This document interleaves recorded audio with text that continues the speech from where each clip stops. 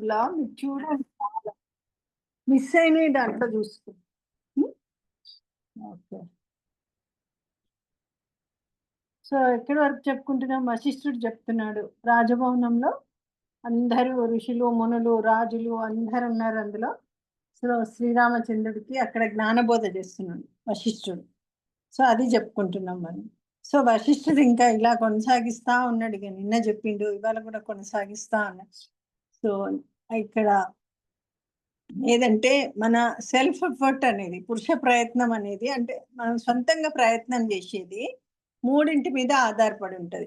మూడు విషయాల మీద ఆధారపడి ఉంటది. ఒకటి గ్రంథాల జ్ఞానం, అంటే గ్రంథాలను చదివి తెలుసుకునేది ఒకటి. ఇంకొకటి గురువుల సూచనలు, మన గురువులు చెప్పే సూచనల ద్వారా మనం జ్ఞానాన్ని సంపాదిస్తాం. గ్రంథాలు చదవడం ద్వారా జ్ఞానాన్ని సంపాదిస్తాం. మళ్ళీ ఇంకొకటి మన సొంత ప్రయత్నం ద్వారా జ్ఞానాన్ని సంపాదన.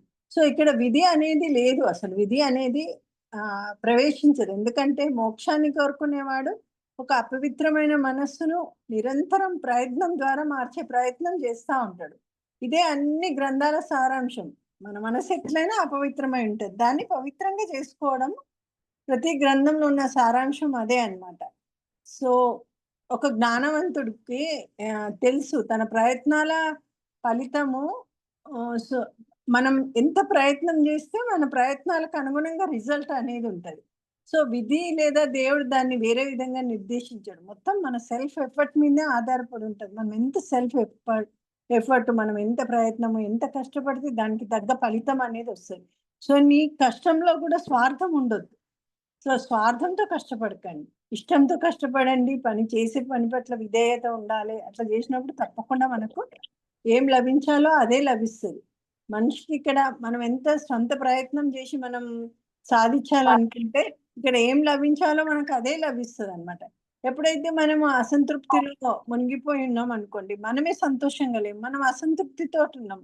సో ఆ అసంతృప్తి మునిగిపోయి ఉంటే ప్రజలందరూ చూసి దాన్ని ఏమంటారు, మన చుట్టుపక్కల వాళ్ళందరూ వస్తారు, ఇది మన కర్మ అని చెప్తారు. వాళ్ళ కర్మ ఇది, అందుకే వాళ్ళకి అట్లా ఎప్పుడు ఎల్లప్పుడూ అసంతృప్తిలో ఉంటున్నారు అని అంటారు అనమాట.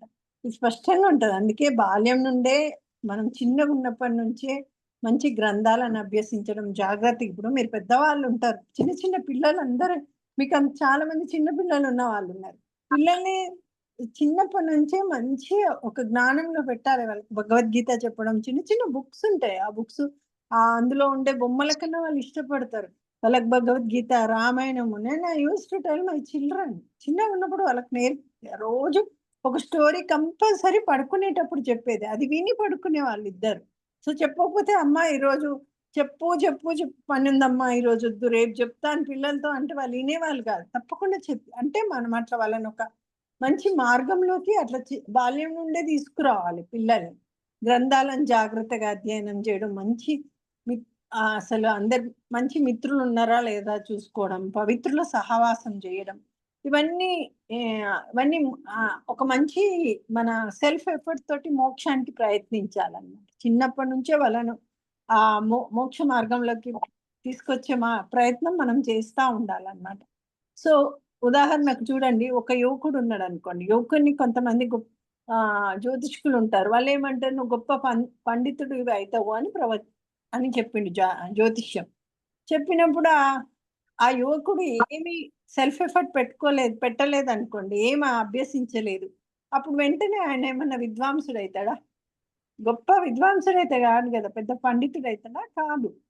సో అప్పుడు మనము అట్లాంటప్పుడు మనము విధి నా కర్మ అని ఎట్లా అంటాం కదా, మనమే ఎఫర్ట్ పెట్టలేదు. ఎఫర్ట్ పెట్టుంటే మనకు తప్పకుండా పెద్ద విద్వాంసనం అవుతుంటుంది. సో అట్లనే రామ అదే చెప్తున్నాడు అనమాట. ఇదంతా రాముడికి చెప్తున్నాడు. ఎవరు? విశ్వామిత్రుడు. అదే చెప్తున్నాడు రామ. ఈ విశ్వామిత్రుడు వశిష్ఠుడు చెప్తున్నాడు. అప్పుడు చెప్తూ ఇట్లా అంటాడు రామ, ఈ విశ్వామిత్రుడు కూడా తన సొంత ప్రయత్నం ద్వారానే బ్రహ్మ ఋషి అయిండు. మనం అందరం కూడా సొంత ప్రయత్నం ద్వారానే మన స్వీయ జ్ఞానాన్ని, ఆత్మజ్ఞానాన్ని సంపాదించాలి. కాబట్టి ఈ విధి కర్మ వీటన్నింటిని పక్కన పెట్టండి. నా కర్మ బాగాలేదు, నా విధి బాగాలేదు, మన సొంత ప్రయత్నం మీద ఆధారపడి పనిచేయండి, తప్పకుండా రిజల్ట్ అనేది వస్తుంది. అదే చెప్తున్నాడు అన్నమాట. ఇంకా వశిష్ఠుడు ఇట్లనే కొనసాగిస్తా ఉంటాడు. ప్రజలందరూ విధి, దైవము, నియతి మనం విధి, దైవము, నియతి ఇవే కదా మనం నియతిగా అని పిలిచే ఈ విశ్వక్రమం అంతా. సో మనం చేసే ప్రతి ప్రయత్నం తగిన ఫలితాన్ని పొందేలా చూసుకోవాలి. సో ఇదంతా కూడా ఈ విధి, ప్రయత్నము, ఇవన్నీ నియతి, ఇవన్నీ దేని మీద ఆధారపడి ఉన్నాయి? బ్రహ్మం పైన ఆధారపడి ఉంది. ఆ బ్రహ్మం దేంతో నియమితమై ఉంటాడు? సర్వవ్యాప్తుడు, సర్వవ్యాపి, అలా సర్వశక్తిమంతుడు, సర్వజ్ఞానం. ఇవన్నీ బ్రహ్మం యొక్క లక్షణాలు. సర్వం మొత్తం అంతటా వ్యాపించి ఉన్నాడు బ్రహ్మని. బ్రహ్మం ఆ పరమాత్మ. బ్రహ్మ అంటే సృష్టికర్త బ్రహ్మ వేరే, బ్రహ్మన్ వేరే. పరమాత్మ వేరే, బ్రహ్మ వేరే. సో ఆ పరమాత్మ సర్వవ్యాపి, మొత్తం సర్వం ఆయననే వ్యాపించున్నాడు. తర్వాత సర్వశక్తిమంతుడు, తర్వాత సర్వజ్ఞాని. అంత జ్ఞానం అంతా ఆయన దగ్గరనే ఉంటాయి. సో కాబట్టి మనం మన సొంత ప్రయత్నం ద్వారా, పురుష ప్రయత్నం ద్వారా ఇంద్రియాలను, మనస్సును అంతా నిగ్రహించుకొని సో నేను చెప్పేది ప్రశాంతంగా విను. నేను చెప్పే కథనం ఏదైతే ఇప్పుడు నేను కథనాలు చెప్తున్నా అవి విముక్తి గురించి ఉంటాయి. సో ఇక్కడ సమావేశమైన ఇతర జ్ఞానవంతులు అందరితోటి, అక్కడ ఉన్న వాళ్ళందరూ జ్ఞానవంతులే, పెద్ద పెద్ద ఋషులు, మునులు ఉంటారు. సో వాళ్ళందరితోటి నువ్వు కనుక వింటే, వశిష్ఠుడు చెప్తుంటాడు రాముడికి, నువ్వు వింటే వీళ్ళందరితోటి ఈ దుఃఖం లేదా ఈ విధ్వంసం ఇదంతా లేని పరమాత్మను నువ్వు గ్రహిస్తావు. దీన్ని వినమని చెప్తాడు అనమాట. ఇది నాకు పూర్వయుగంలో, గత యుగంలో సృష్టికర్త బ్రహ్మ నాకు ఈ విషయాన్ని చెప్పినాడు. ఆ విషయం ఇప్పుడు నేను నీకు చెప్తున్నా. సో మీరంతా సృష్టి రహస్యాన్ని తెలుసుకుంటున్నారు. సో ఇదంతా మనకు వశిష్ఠుడు చెప్తున్నా అనమాట. అది గత యుగంలో బ్రహ్మ నాకు చెప్పిండు. ఆ విషయం ఇప్పుడు నీకు చెప్తున్నా. రామ, ఈ సర్వవ్యాప్తి, సర్వజ్ఞాని అయిన ఈ బ్రహ్మను అన్ని జీవుల్లో ఉంటది. ప్రతి జీవిలో శాశ్వతంగా ప్రకాశిస్తుంటది. మనందరి లోపల ఆ పరమాత్మ ఉన్నాడు. సో ఈ విశ్వంలో, ఆ విశ్వంలో ఏదైతే ఈ బ్రహ్మన్ అనే విశ్వంలో ఒక ప్రకంపనం తలెత్తినప్పుడు, మహావిష్ణువు పుట్టినాడు. ఎట్లయితే సముద్ర ఉపరితలం మీద ఒక అల తలెత్తినట్టు ఆ మహావిష్ణువు, విష్ణువు వేరే, మహావిష్ణువు వేరే, నారాయణుడు వేరే, విష్ణువు వేరే. సో మహావిష్ణువు అంటే నారాయణుడు పుట్టినాడు.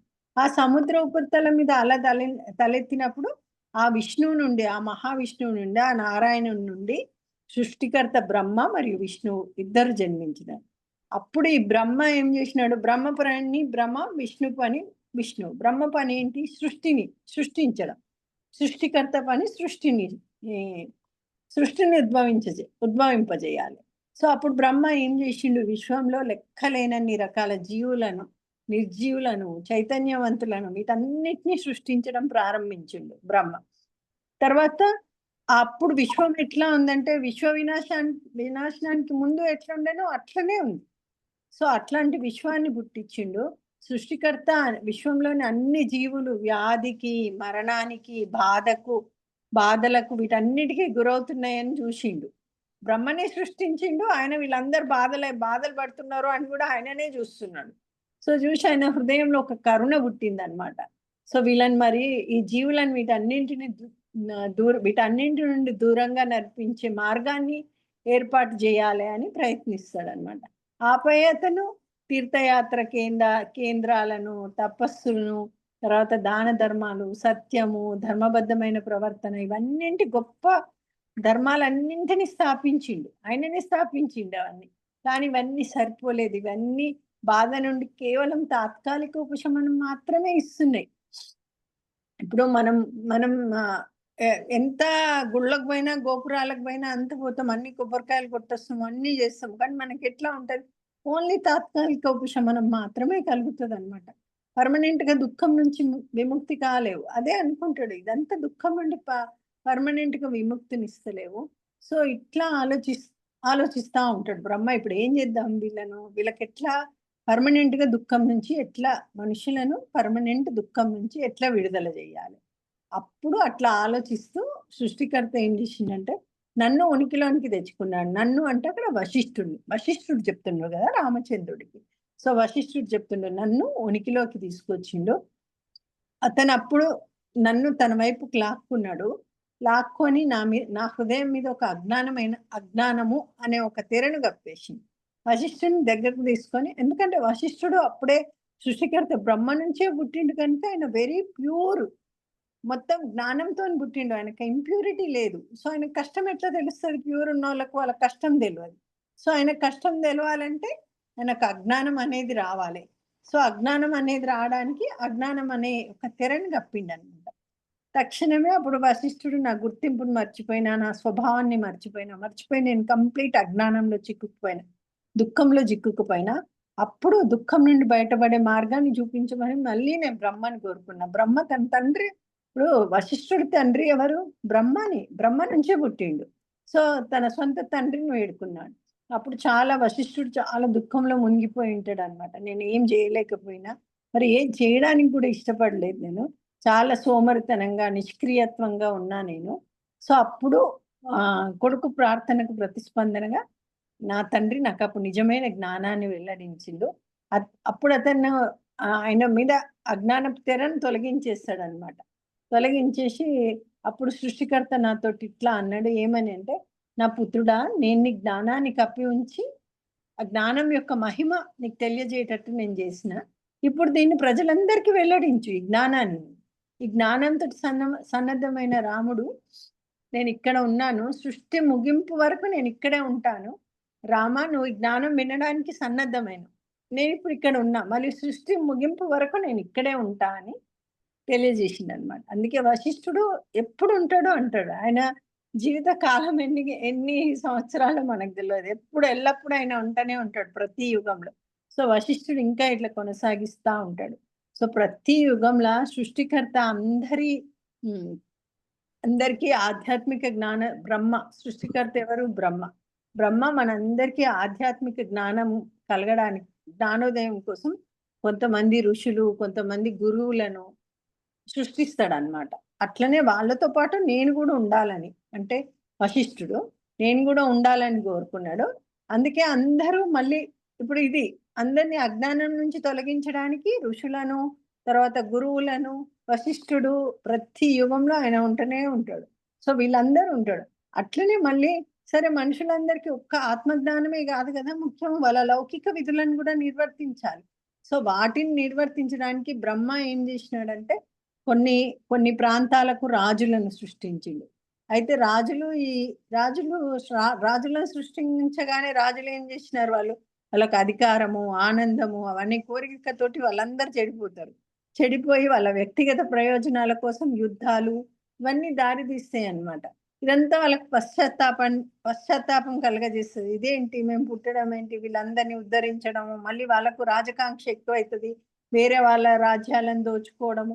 అట్లా వాళ్ళకి స్వార్థము, కోపము, స్వార్థము, భయము ఇట్లాంటి నెగెటివ్ క్యారెక్టర్స్ అన్నీ వాళ్ళకి డెవలప్ అయిపోతాయి. అప్పుడు వాళ్ళ అజ్ఞానాన్ని తొలగించడానికి ఋషులు వాళ్ళకి ఆధ్యాత్మిక జ్ఞానాన్ని వాళ్ళ అజ్ఞానం పోవాలంటే వాళ్ళకి ఆధ్యాత్మిక జ్ఞానం గావాలి. సో, వాళ్ళకి ఆధ్యాత్మిక జ్ఞానాన్ని అందించేవాళ్ళనమాట. సో, రామ పూర్వకాలంలో రాజులది ఈ జ్ఞానాన్ని పొం పొం వాళ్ళకందరూ మంచిగా ఈ జ్ఞానాన్ని వింటుర్రు.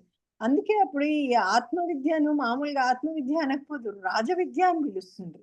ఎందుకంటే దీన్ని రాజులకే చెప్పేది ఋషులు, మునులు. ఎందుకంటే వాళ్ళు రాజులకి గనుక ఈ జ్ఞానం వస్తే వాళ్ళు వాళ్ళ రాజ్యాన్ని బాగా చూసుకుంటారు గదా! సో, అట్లా దీన్ని రాజవిద్య అని పిలుస్తారు. ఇది అత్యున్నత వైరాగ్యము. సో, ఇది విని వాళ్ళందరి లోపల కొంతమంది లోపల అత్యున్నత వైరాగ్యం వాళ్ళ హృదయంలో ఉద్భవించింది. రామ ఇది ఒక హ్మ్.